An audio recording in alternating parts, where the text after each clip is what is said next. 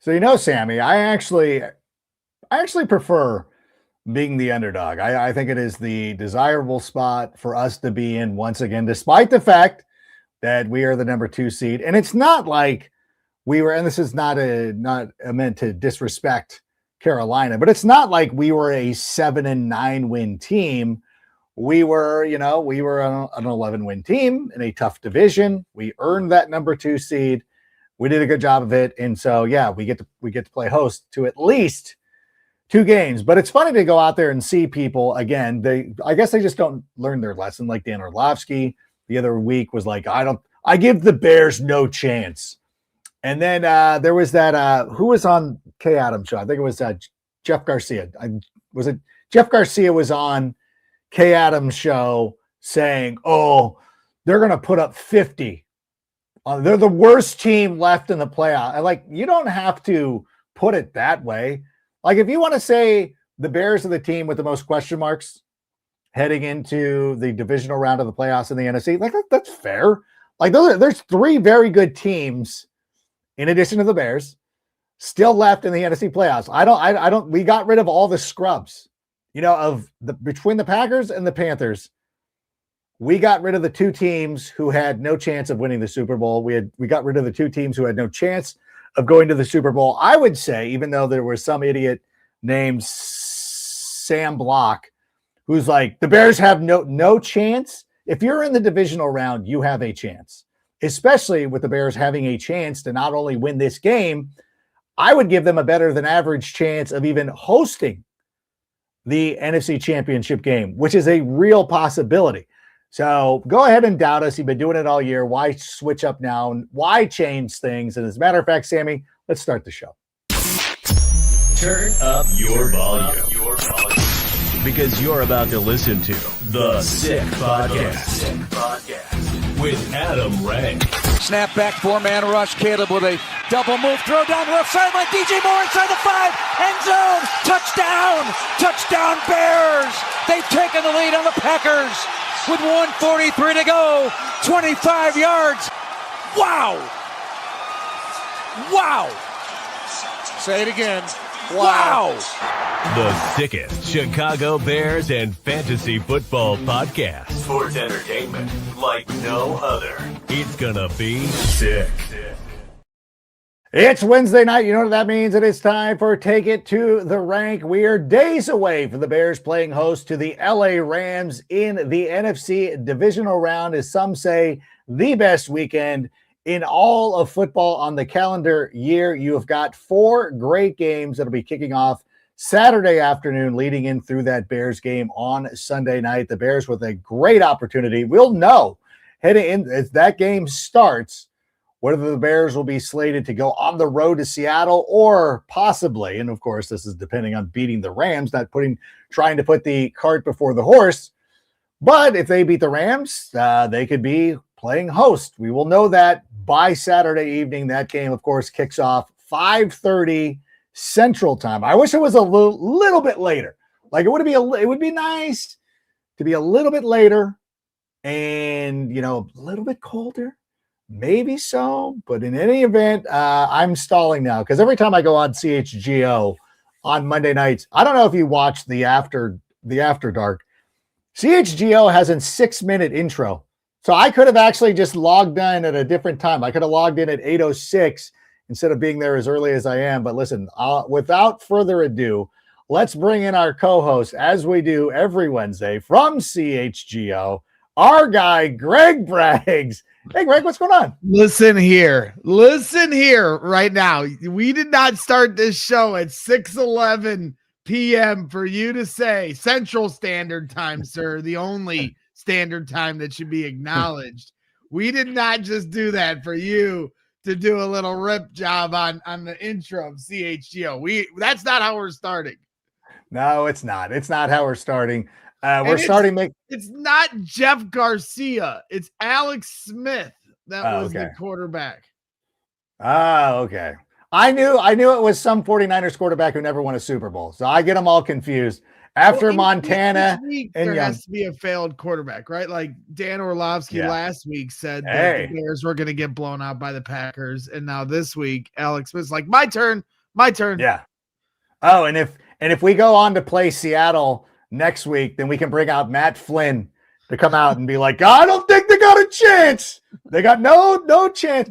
What do you make of this? Because, you know, as we've turned the page now and we start looking forward to what we're going to be seeing on Sunday, I don't want to acknowledge people because, like, sometimes, oh my God, here we go. Robert Nash, Bobby Nash. Oh my God, coming in strong. Ben related to Kevin Nash. It is. It's Kevin Nash's brother. He was part of the. Kevin Nash had a brother. Diesel. Then who is he? His was tractor trailer. Oh, okay. I was kidding. I don't know. Bed and Bodies Papa Bear. Remember Hallis went to Lombardi in their locker room 5 minutes before the game and said to his face, "You better have your team ready because we're going to kick your ass." And did we win that game? Robert, remind me. I do know that we did beat them in one of those blips where Lombardi did not win a Super Bowl. I truly believe it was the Bears who foiled them back in that time.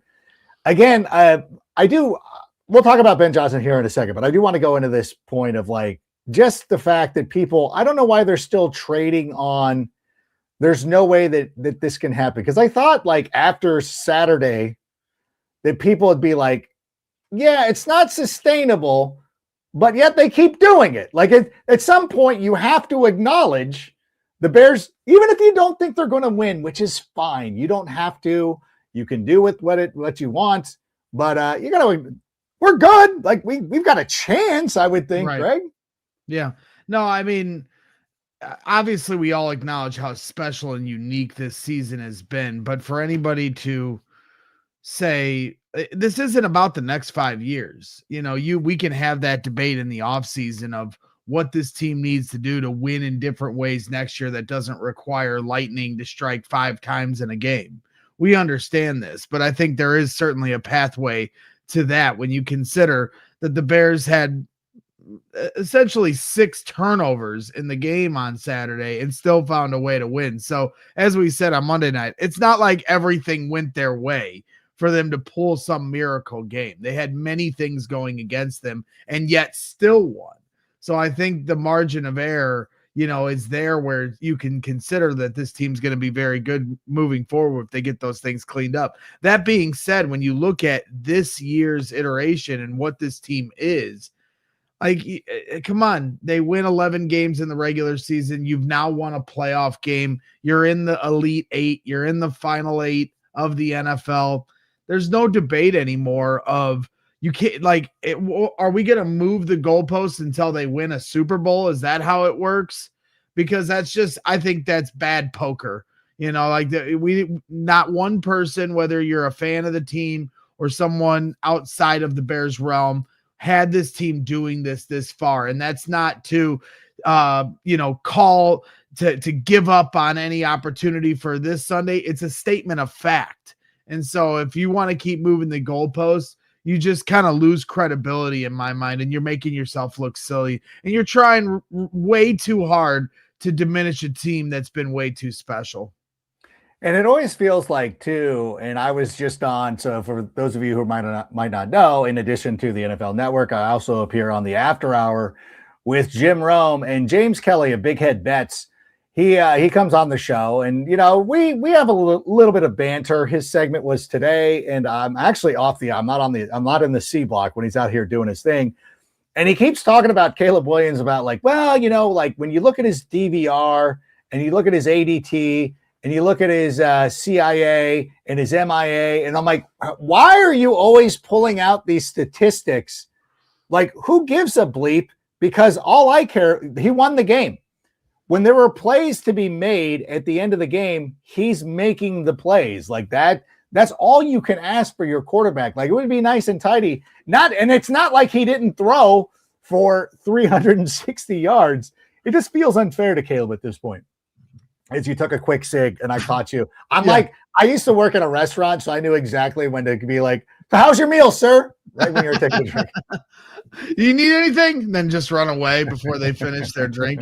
You didn't say anything. Yeah, I mean, obviously, our guy Mark Carman. This may come as a shock to many here, but I thought he made a really great point here on CHGO Bears earlier today, and he said, this team has, obviously been great all season, and Caleb's been great all season, but this was really one of the first games where Caleb kind of had a legacy moment with his arm, right? Like if you look, I guess maybe the Bengals game with the throw to Loveland, but you could really, Loveland was obviously incredible on that run after the catch. So maybe that's the outlier that you could find to poke a hole in this statement. But what Mark said was like, hey, like they won a big time game because of Caleb Williams' arm. And when you look at the good, better, best moment, it was the Eagles game, which yes, Caleb threw a touchdown at the end, but mostly predicated on a dominant run game and that dominating line of scrimmage. This game, it was Caleb. I mean, this is the moment, as again, Mark Carman said, when 10 years from now, when somebody says like, when you want to direct someone to see the start of their career, you're going to point to this Bears-Packers game that happened last Saturday, 360 yards, 2 touchdowns in the fourth quarter, making an unbelievable throw on 4th and 9. It's just what he did that night was remarkable. And if he hadn't stamped himself as one of the elite quarterbacks in football or one of the top quarterbacks in football, however you want to brand it, he did that night. He showed the world. Yeah, it really was a performance for the ages. And again, like I know that people are still trying to find ways to poke holes into it. And I think that I don't know what metric it was that this guy was talking about, where it's like he actually had he was trying to describe it. He's like, well, in the playoff loss to Philadelphia, Mitch Trubisky's QBR was higher than Caleb Williams on Saturday night. I'm like, well, if that doesn't show you that is the most garbage statistic of all time, and it's not that Mitch was terrible in that game, but then you should know, like, those kind of things need to be thrown out the window, because it truly doesn't matter. Because what matters is going out there and getting it done and seeing these things and seeing the clips, watching Christian Watson sitting on the sideline, watching the play from the bench at Soldier Field, just being like, wow. And Luther Burden, his reaction to DJ Moore's touchdown. Like, there's just so many things going on that, again, to watch all this, to take in this information and to look at this Bears team and say to yourself, they've got no chance, just feels like malpractice. Like you're just trying to be a hater to be a hater. You're getting paid to create content. You're getting paid to get likes and views and things like that. And the best way to do it, honestly, is just to take a contrarian view to the Chicago Bears, because we will clearly bite. We will clearly be a big part of it. But I got to ask you, because I've noticed this, Rams Twitter is starting to infiltrate you a little bit. Yeah. How has that been going? So I honestly, I thought I would have more crossover because I'm a fan of the LA Angels. So I would have thought like they would have more access to me, but I haven't seen it. And I plan not to engage if I do. Yeah, it's a weird thing. All of a sudden, I started getting this influx of LA followers. Like you could tell they were Rams fans by their name or their profile picture. Then they started showing up in my comment section to different posts I made, and I was like, oh, like I guess they're trying to. I didn't know that they existed. That's cool. Like, and then I had Rams fans getting mad. Oh, real original. Well, I didn't know that was an unoriginal joke because I didn't know anyone joked with you. Like I didn't know, like, yeah, we're kind of stuck in this Bears thing over here all the time. And it's a whirlwind on Bears Twitter. So forgive us for not realizing that across the country, you guys had this segment going on. I mean, when you look at a lot of the national news out there, forget local here around here, but there's a lot of poking of the Bears Twitter bear. So like I haven't really seen that from national shows of poking Rams Twitter. That one guy called it the Ramley. I was like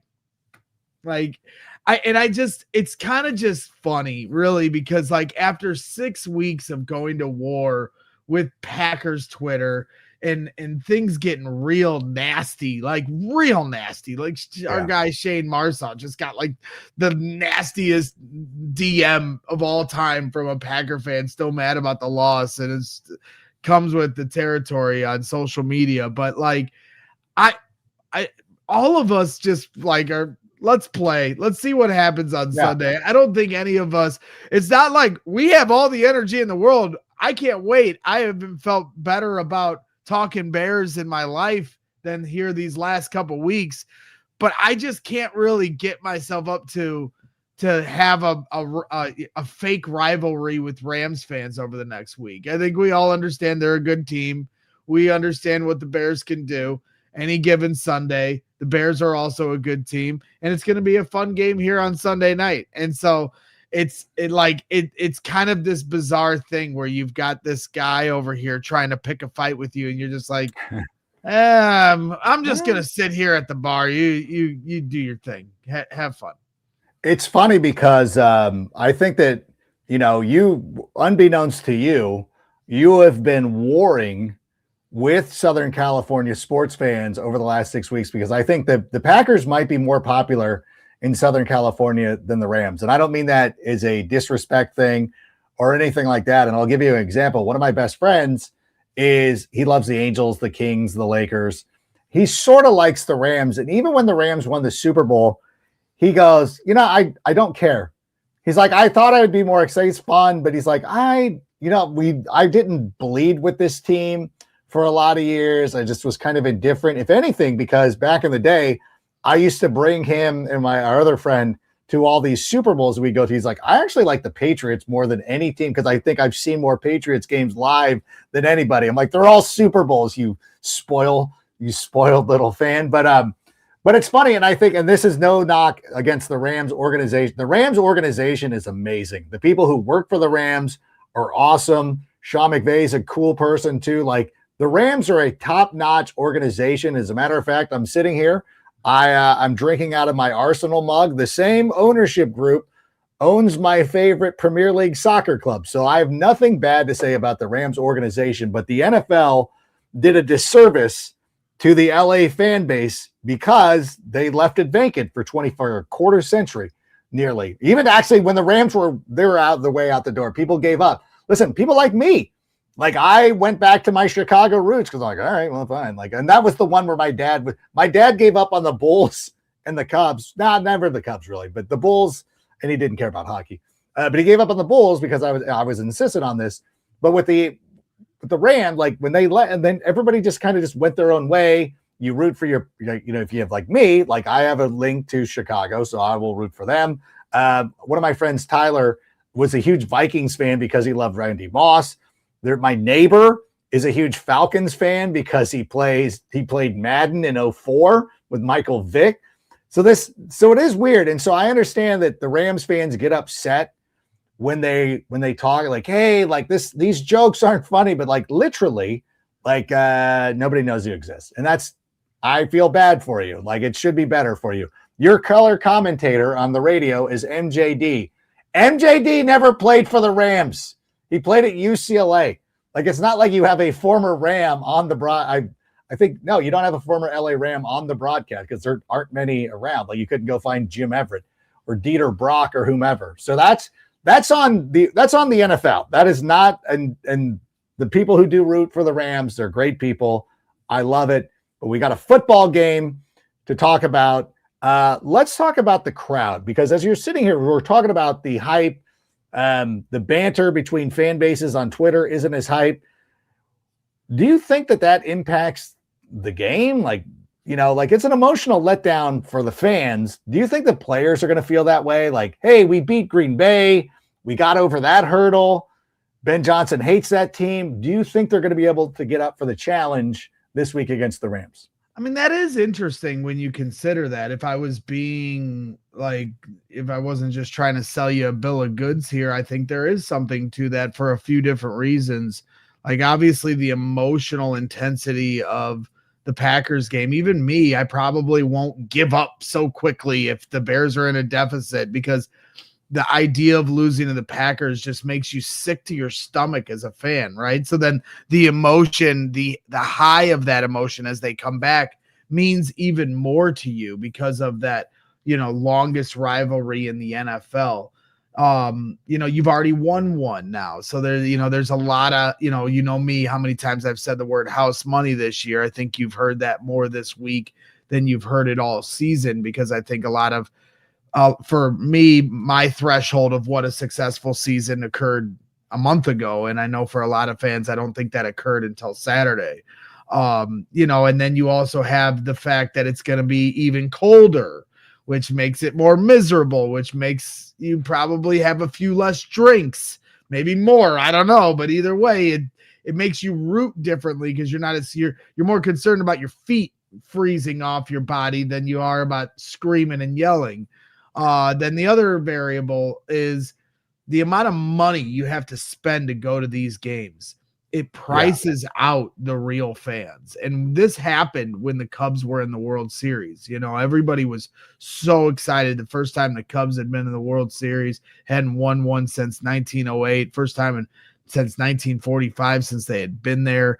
And games 1 and 2 were in Cleveland. Then games 3 and 4 were at home. And the price to get in was so high that it became a very corporate crowd.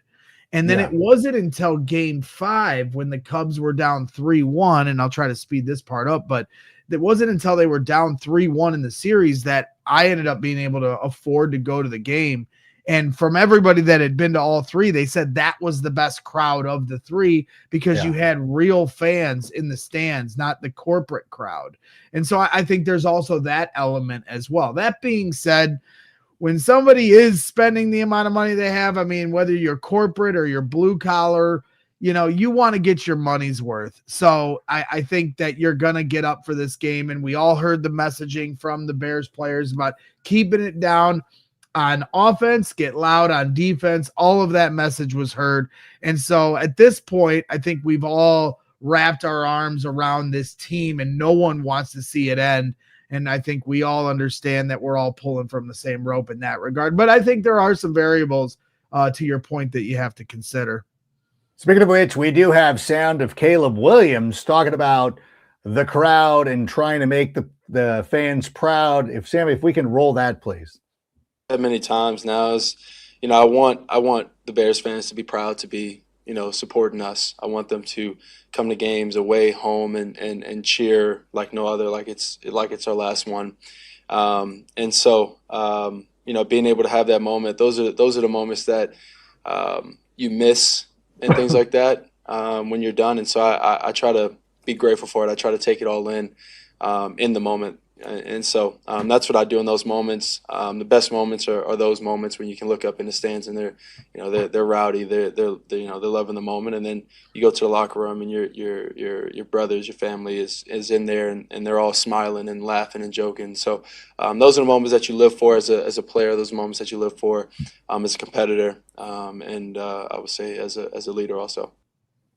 And before we jump in on those comments, we also have them from Montez Sweat talk about that too. Why don't we roll that one, and then we'll react to that, Sammy. The atmosphere that I've ever been a part of in my whole playing career. I was thinking about it yesterday. I mean, this is probably the most fun I've had as a player. Just playing football, playoff football is fun. And I mean, next week, we're expecting the same thing. I mean, the fans showed up and showed out last week. The stakes is higher this week, so I'm expecting it even bigger. And here's the thing that gives me the most hope is that, earlier this year, we beat the Philadelphia Eagles. The week before, we play the Green Bay Packers. And then the week after that was the Cleveland game, which was the coldest game where, listen, if there was ever going to be a letdown, and forgive me if I'm getting my timing wrong, but if there was ever going to be a letdown where you're how do they bounce back? They actually played one of their most complete games of the season, absolutely trouncing the Browns 31-3. Obviously, the Rams are a little bit better than the Browns, although there is a connection because the Rams originally came from Cleveland.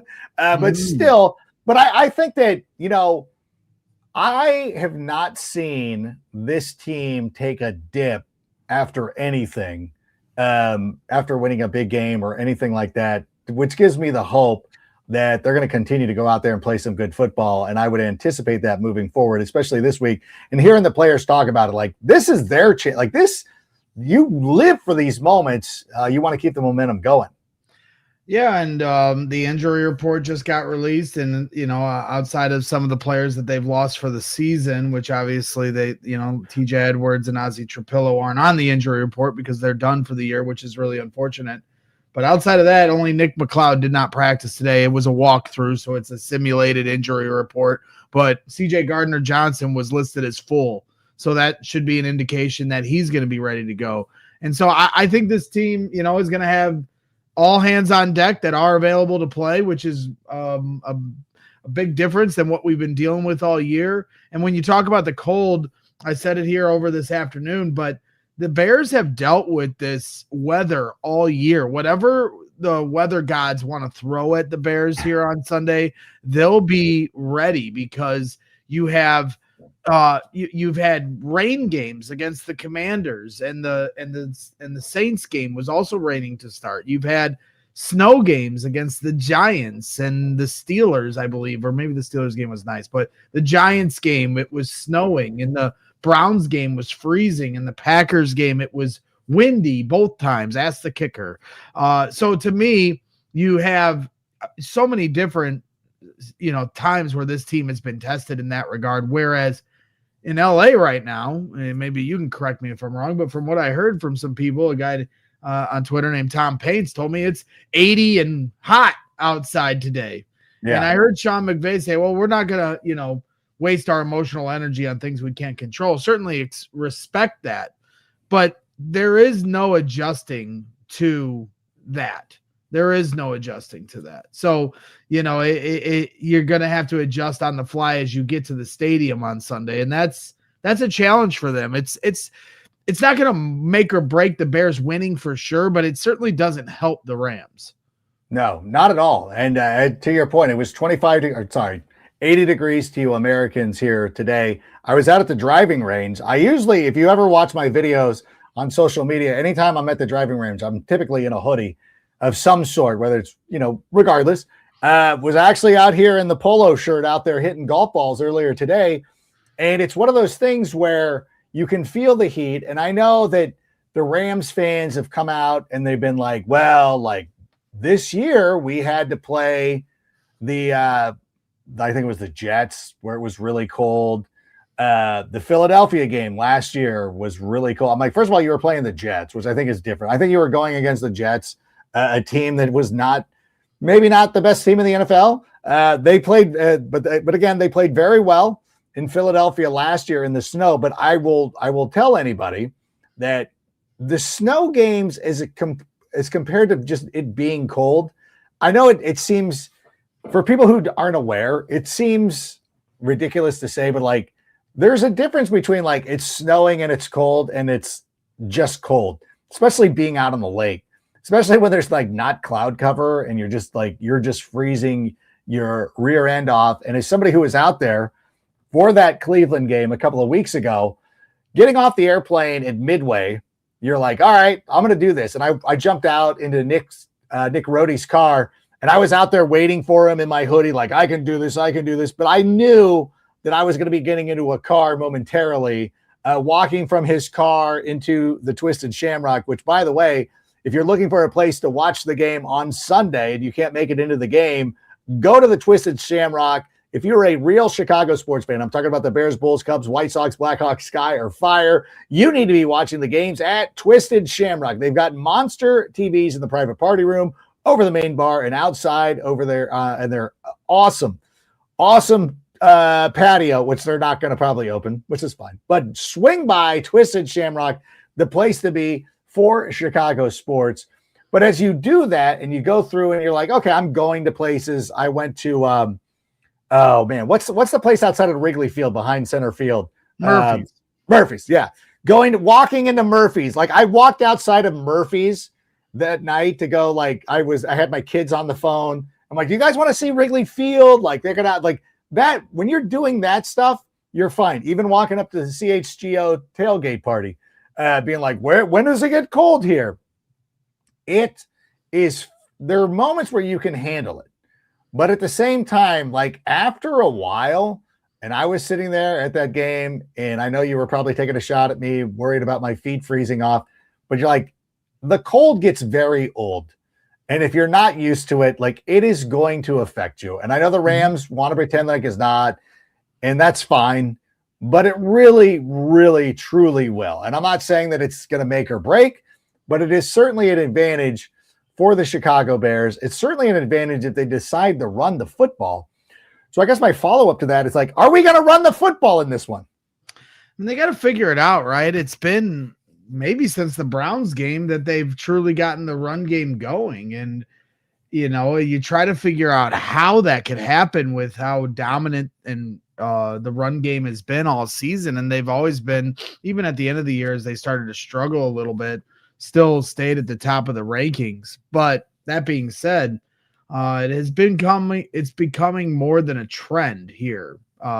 Trends a couple weeks. This feels like 4 weeks, of this. So it doesn't help that Ozzie Trapillo's out. Now enters Theo Benedict. He was a little better in run blocking than he was pass blocking. So maybe there will be an even more of an emphasis because of that fact. I can't, like, will it get going? I certainly would think so and hope so. Every week I call for it. Every play I'm yelling, run the damn ball. And so I don't know how they got off kilter. You could say that the Lions and the Niners and the Packers just loaded the box, but at the same time, I also think there's an element of Ben getting a little pass happy. I mean, I know for a fact there were games where when it was over, we're like, he fell in love with throwing the ball a little too much. Even in the Niners game, as many points as they put up, I think looking back on that game when they didn't pull it out, it's like, maybe the next time they play the Niners, you might want to play a little keep away. Might want to try to run the ball, right?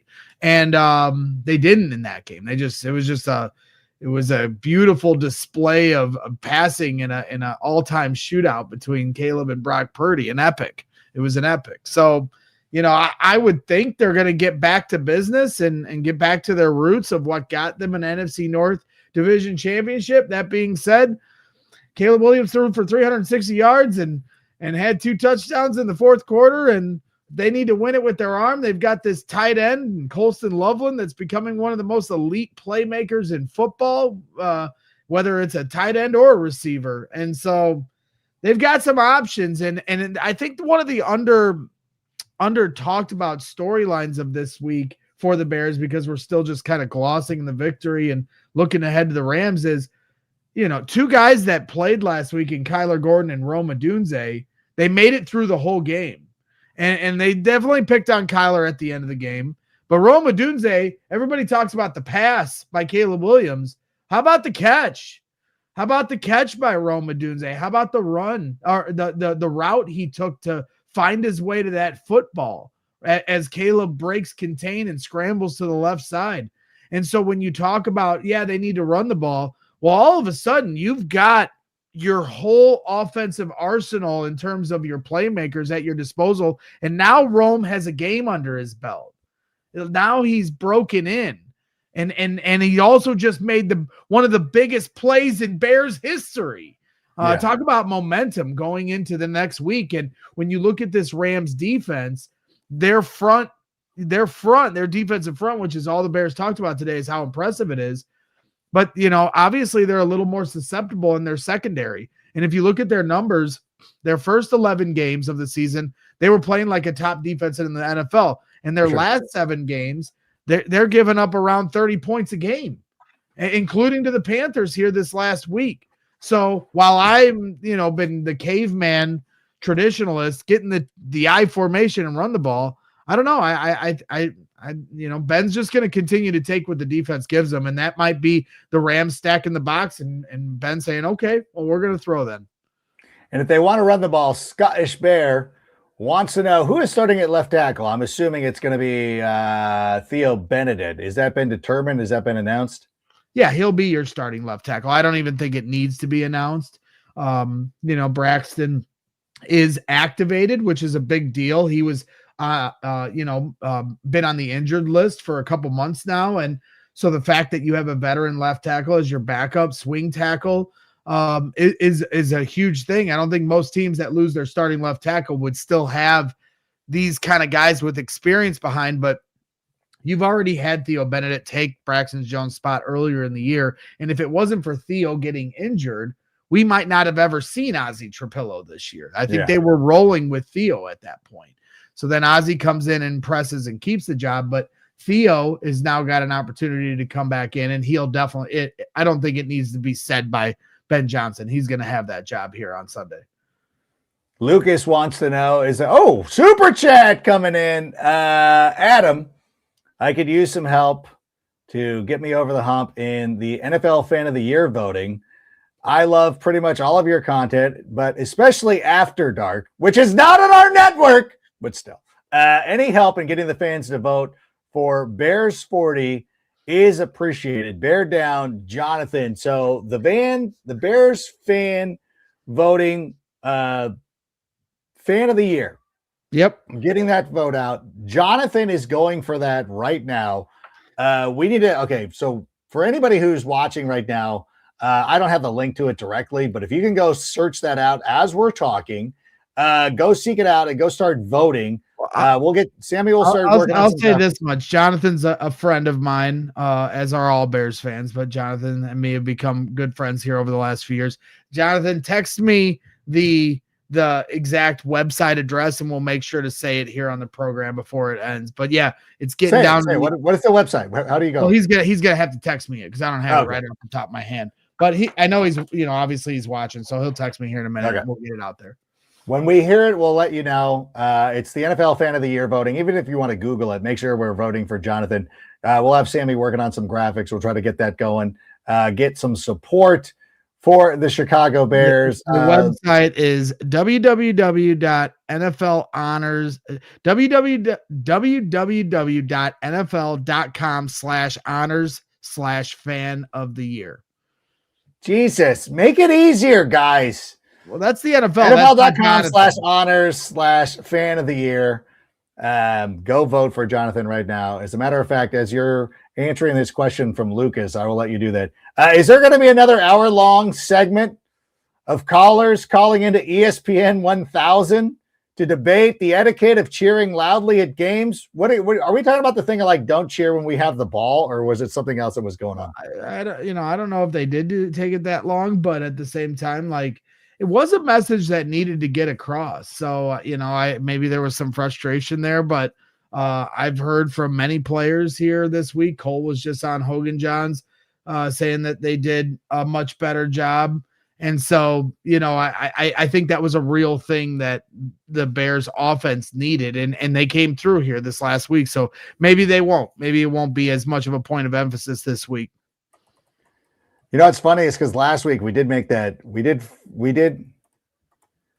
make that post, or that we did make a thing. Oh, great. I'm trying to type in this thing. I got to find out how to get to this better way to get to that website. Trying to figure out when we talked about it, like, you have to educate the fans. Like, they don't know any better. Guys haven't been to the playoffs for a while. I'm like, yeah, we haven't. No, we haven't. Like, that's a fan thing. We even talked about it last week, where it's like, hit the like button. By the way, thank you, Scottish Bear. Hit the like button if you haven't yet. Pay the rent. It's free. And subscribe if you haven't done it yet, especially the YouTube page. We're getting up to, we're closing in on a milestone number. We're rounding it off. It's at 0.8 right now. If you could get that to a 0, trying to get some people over there. We know there's a lot of people who've been downloading the podcast a lot lately too. We appreciate everybody. Like, subscribe, do all that stuff. Send it along. We will, we support back too. So anybody who's on a YouTube page or anything like that, let us know, and we'll do that. Andy off of Facebook wants to know, is it true that Stafford has never played in a game colder than 45 degrees? I cannot believe that would be the case. He played in the NFC North for quite some time, so he had to play. I think the stat is that he's 1-9 in games under 40 degrees. Yeah, and was the win against New York this year or whatever it was, but he has played in those games. He has played in, he played in Green Bay once a year. He played in Chicago once a year. I was going to say Minnesota, but there were some years where Minnesota was outside while they were getting their stadium sorted. And so I look at it too. And Matthew Stafford has also got like a banged up finger. Earlier this year, thing with the cold, like that's an element. I mean, we'll see. It's not wish casting. Obviously, I'm not going to root for injury, but it is a notable thing. Like when your fingers and your toes are the first things to go in the cold. Those are the first things those are the first things that make you miserable. And like, unlike fans in the stands that can, have hand warmers and gloves and double their gloves and socks, you can't do that as a quarterback. Your hands are exposed. You might be able to hide on the sidelines, get them in front of the warmer. I get that, but when you're out on that field, so that's going to be something to at the very least monitor, and at the biggest case have a huge effect on this game. Yeah, it's one of those things too. I remember a couple of weeks ago in front of the Cleveland game when you gave out your tips for keeping your feet warm, and you're like, well, first thing you got to do is put them in a plastic bag. Then you get out paper mache. Then you put them in drums of oil, and like all these steps where I'm like, Greg, this is the dumbest thing I've ever seen in my entire life. Yeah, Carrie is like, when you worked outside, did you ever use plastic in your boot? This was one of the steps that you said, put them in plastic and duct tape it. And I'm like, this is insane. It can't be that cold. It can be. It really is. Yeah. Did you use plastic when you were working? Yeah, I absolutely did. There's some people that don't subscribe to that theory. There's some people that say you can't over layer your socks in your boots because then your feet will sweat. Yeah. And then once your feet sweat, now they're wet. And then the cold plus the wet makes it worse. And I totally understand where those people are coming from. I just know my personal routine, and I worked outside in the cold. I know everybody's giving me crap because I didn't go to the studio today because of the inclement weather and dangerous roads. We had seriously dangerous roadage trying to get to the city, which had no Who's giving you crap? Like, I don't like this. Like, it's dangerous. Yeah. I'm not. The juice wasn't worth the squeeze. Regardless, I have worked outside many hours in the cold, many hours. And so for me, I would, put, a thick thermal sock, then I would wrap it in newspaper, and then I would put plastic bags over and then duct tape the plastic, because then you can slide your foot in the boot in and out easier, the plastic, because you ever have that many layers on, you try to take your boot off, it takes like the jaws of life to get your boots off. Well, with the plastic bag, it helps slide it out, and it keeps, like, if you're working around a lot of snow that's on like tarps and stuff, if it happens to get within your boot, then it doesn't get on your socks, making your socks wet. So that's how I did it, but everybody has a different routine. Everybody does something a little bit different. Here's one thing that I wish I would have done that I know that people will not follow this because you're tough guys. I don't even know if men do this in the greater Chicagoland area at all. I would actually, the first thing I would do is make sure you get a pedicure and make sure your toenails are sorted, because that was the one thing, like, actually my toenails, for what, like, I was really fearful I was going to lose my toenails, because I'm like, oh, and I knew I should have gotten them sorted and cleaned up. And then my feet are dry, like dry, not like dry, like dry, but like dry skin. Make sure you get all that stuff out, because you want to be comfortable. And if you want to go out there, I know I'm a person out here in California who eats protein and has a vitamin D need and all that stuff. I see the sun, I eat protein, whatever. What is the thing they call it? Like they call it, I forget what it is. What I know it's something. I'm straddling a line here because I do live out here. I am a soft. So everything when they're talking about softies and everything, like we are, like I am ridiculous. When the weather gets below 20, 70.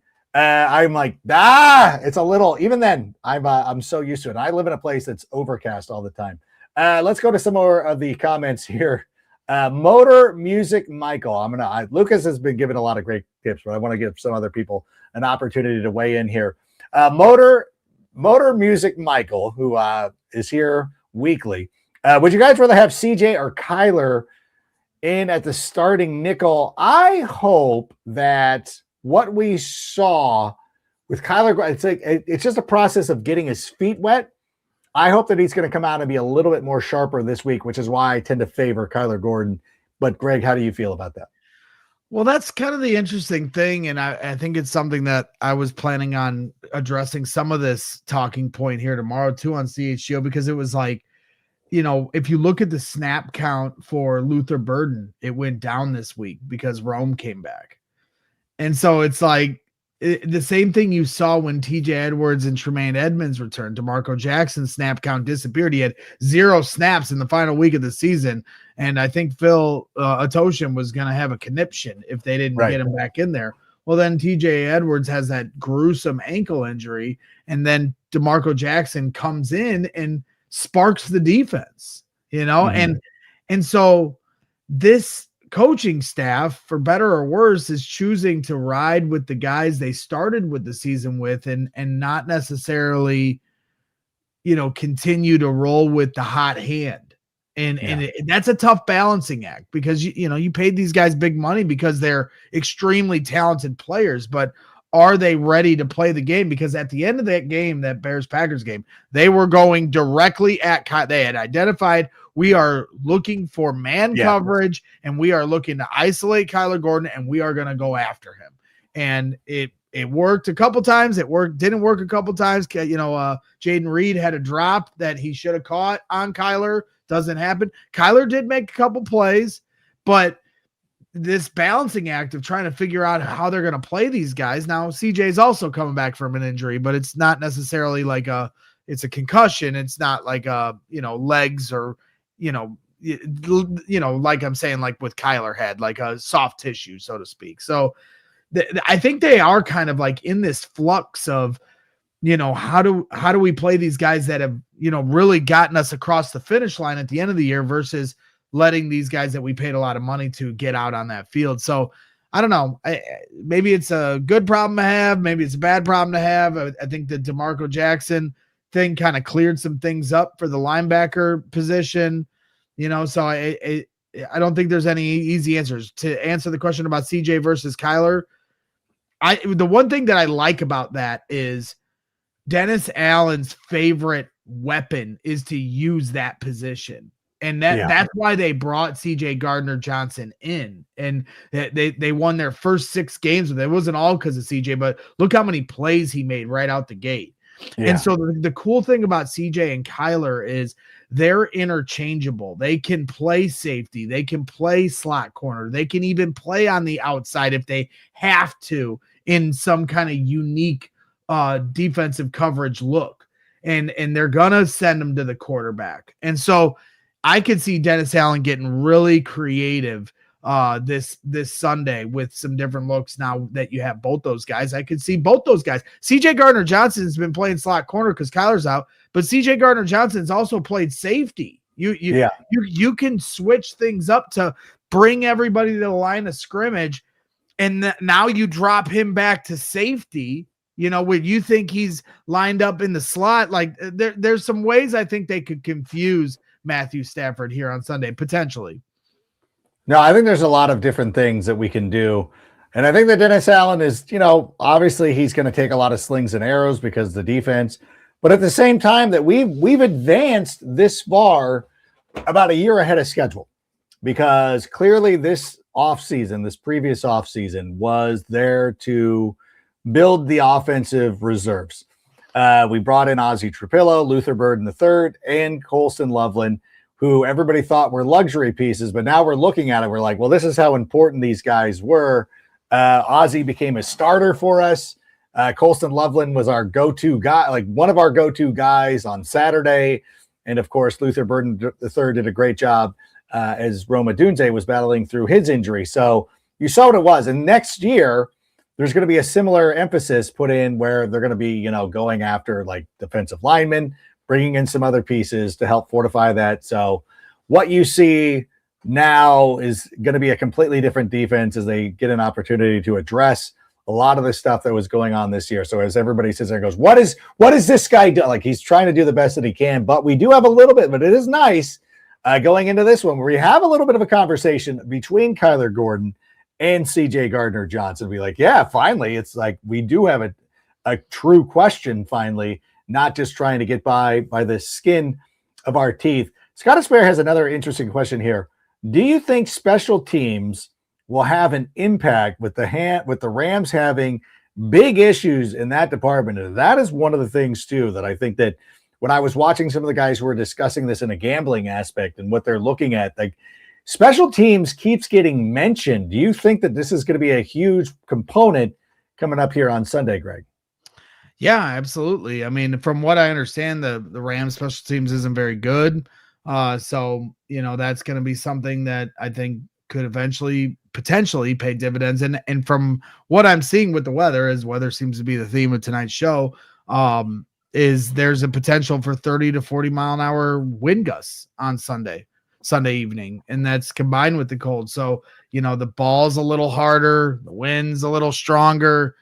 We saw what it did to the Packers. So, and even Cairo, like, who I have bowed at the mercy of and forgiven for my begged for my forgiveness for my sins of ever doubting him as a kicker, as he goes 3 for 3 on some tough field goals that really kept them alive in that game.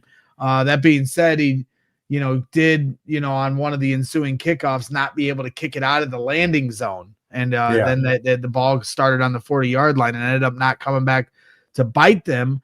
But it just goes to show you, how special teams. Then I think the other aspect of this is Devin Duvernay had his best game of the year. I know he had the return against Minnesota that essentially won the game. So I'll grant you that if that's what you want to say, but that was an isolated return. Whereas he kind of took off the whole second half, it felt like, and had some big, he had the one big return, but he had a couple others that, I thought were healthy returns. And so you're talking about Devin Duvernay, a former, Pro Bowl, I believe is an all-pro returner at one point for the Baltimore Ravens. And if you have that guy, playing his best football right now, that would be a huge revelation because he hasn't necessarily had a great year in returns. I know the kicking game is much different than it was when, he was at the top of his game for the Ravens, but still.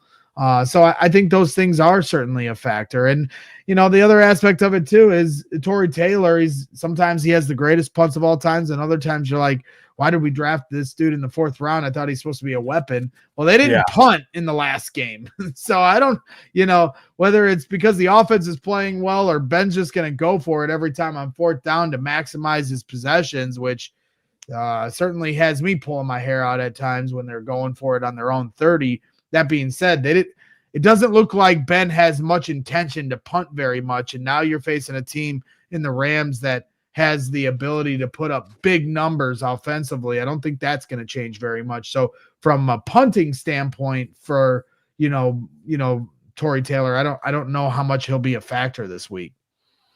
Yeah, I would. There are times where you watch Torrey Taylor and you're like, really, this is the 4th round pick. And we love him. We all interviewed him when he got drafted and he's great. He's Australian. He's charming. But the production, you look at it and you're like, yeah, this is pre-Ben Johnson. So I'll allow that one to stand as it goes. Jonathan is asking here, I haven't watched many Rams games. How mobile is Stafford? More or less than Love? Maybe a little less. Matthew Stafford has never been known as a mobile quarterback. One of the toughest guys around. He's a tough player. Tough SOB, probably as mobile as I was when I got off an escalator in Milwaukee once upon a time. Oh, dude, come on now. That's too soon, although it was you.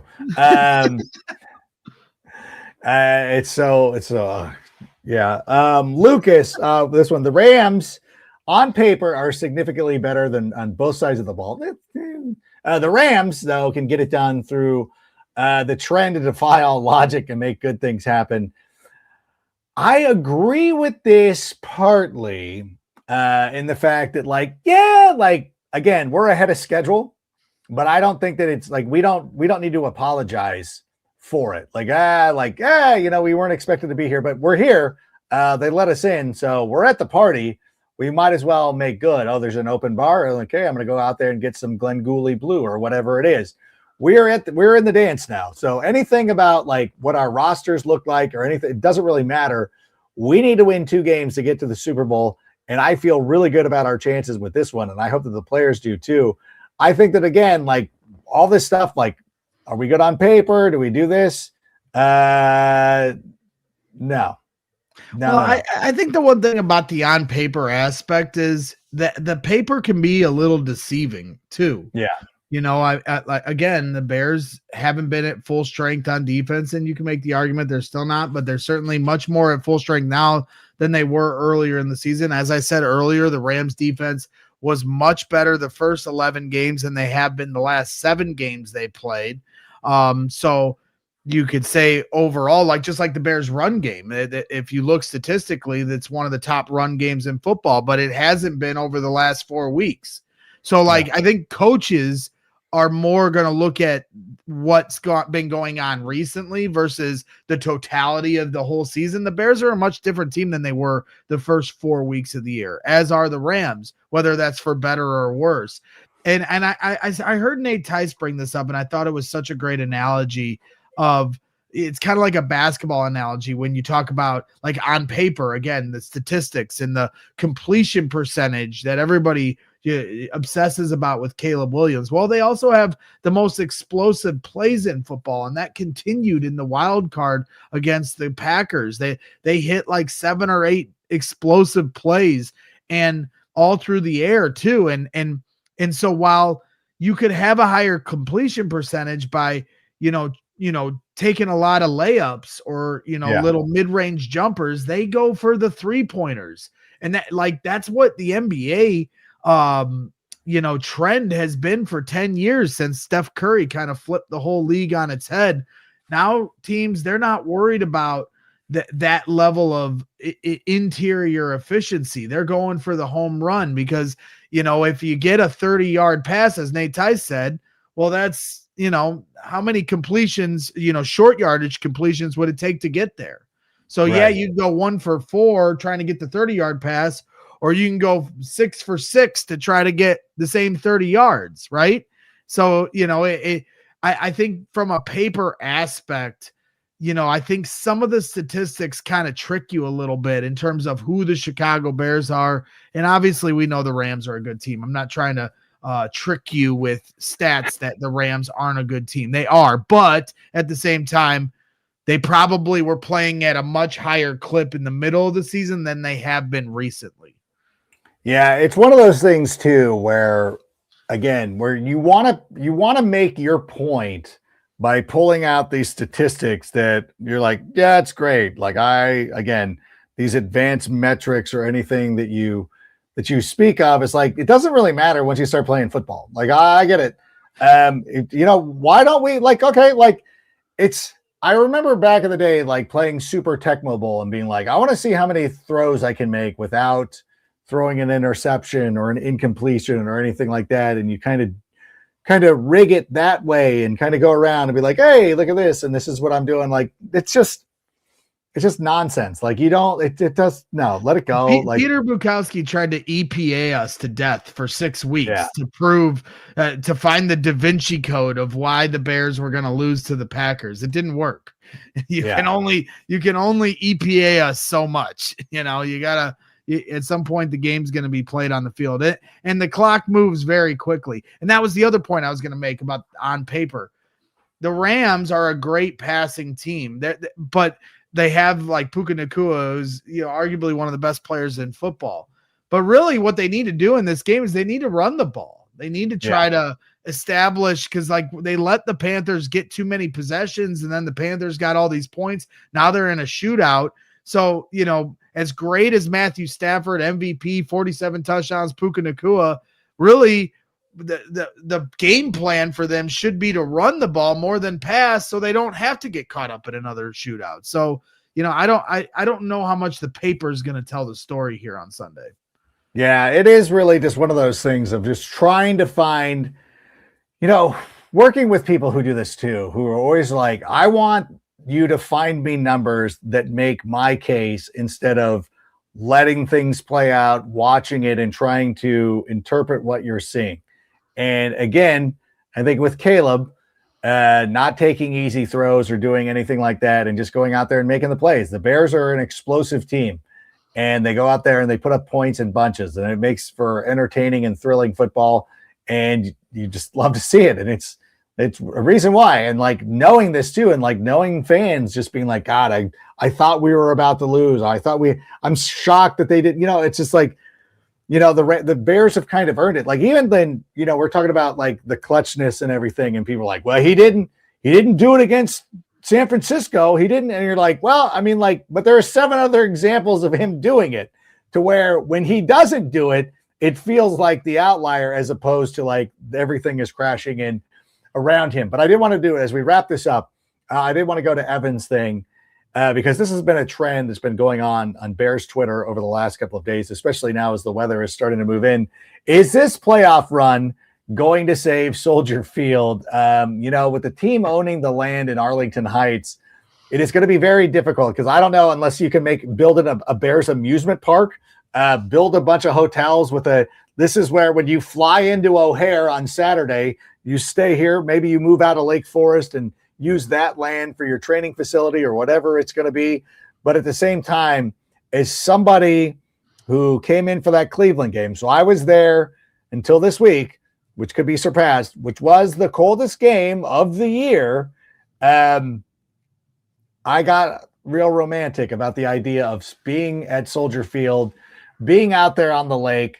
I will tell everybody, and I know that anybody who lives in Chicago, who lives in the Chicagoland area, will fight me on this. However, to my credit, I've been to a ton of stadiums. Okay, I've been to a lot of situations around the NFL. I've been to a ton of stadiums, at least more than half of them. And as difficult as you think it is to get into Soldier Field, it is actually one of the easiest stadiums to get into and out of because there's public transportation, there's parking lots, there's other things. I actually think that part of it's overrated. Yes, you can't drive your personal car up to the 40-yard line. Yes, you can't do that anywhere. And every place that has parking, it sucks. So I would be in favor of like, let's stay at Soldier Field, but I'm a helpless romantic and I can't help myself, Greg.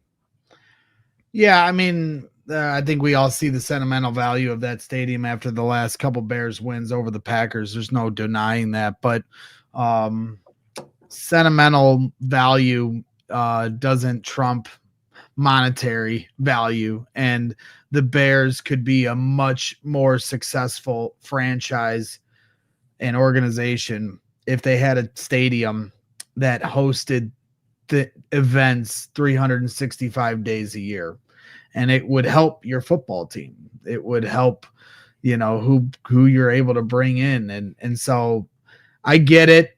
The weather has been a factor and has helped the Bears here these last, couple games that they've won over the Packers, and the skyline and the view and walking out. Maybe we don't mind getting out of the stadium, or some do, but at least you get to look at that beautiful skyline, as you're walking out, and maybe hit up some bars and stuff, and you're familiar with the area. But at the same time, it's not going to stop. I just would caution fans to not get their hopes up, because it's not going to stop the team from wanting to own their own stadium, own their own land, and have an opportunity to make money hand over fist that they haven't had the opportunity. There's so many other NFL organizations that have a leg up on them in that regard.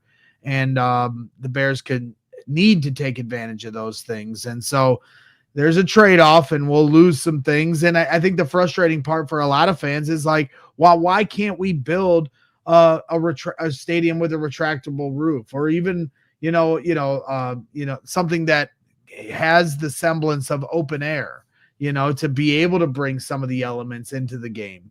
And I totally hear that. So that part I can't argue, because they could. It's just about spending more money.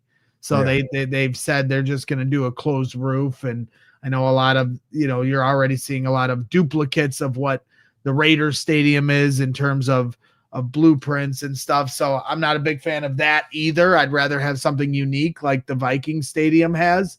But at the same time, it's been far past time that the Bears have an elite level stadium like some of the top echelon teams do. That's a fair point. And, but certainly for this week, it is going to be a huge advantage. Don't worry, it's going to take 10 years for that to ever occur. This is a decade-long problem that you don't have to worry about anytime soon. Yeah. So so it's not going to happen tomorrow. We're going to be playing on the lake for quite some time. Go out there and enjoy it for as long as you can. And hopefully they can take advantage of situations like this weekend where you go out and listen, in 1985, or what eventually was in 1986, the game was played. The 1985 NFC Championship game was played in Chicago right there on the lake, going up against the Rams, and it was wonderful, 24-0, beating Dieter Brock and Eric Dickerson and all that stuff. And then in 1988, as my dad called him, I can't believe we let that soft-ass Joe Montana come into Soldier Field and beat us when the conditions were in the negative degrees. So there it is. So you know what? Let's just go out there and worry about winning this week. Greg, want to thank you once again for being here. It's awesome. I know you're going to be doing some great work here at CHGO over the rest of the week. Of course, are you going to go and stay at the game this week? Like, what's your plan for that? Yeah, no, just tailgate. So if you're planning to come by the tailgate, come on by. And then after that, I'm going to head back to the studio. We're all going to stay. I want every person that was at the game last Saturday, same people, same seats. We're changing nothing. Everyone's sitting your exact same spot with your exact same people you watch it with. We're changing nothing. Changing nothing except the culture here in Chicago as we start a winning tradition. So for Greg, I'm Adam. Bear down. And Sammy, go ahead and play us up. And that's a wrap. Hope you don't miss us too much until next time. Follow the Sick Podcast with Adam Rank on YouTube, Instagram, Facebook, Google Play, and Apple Podcasts.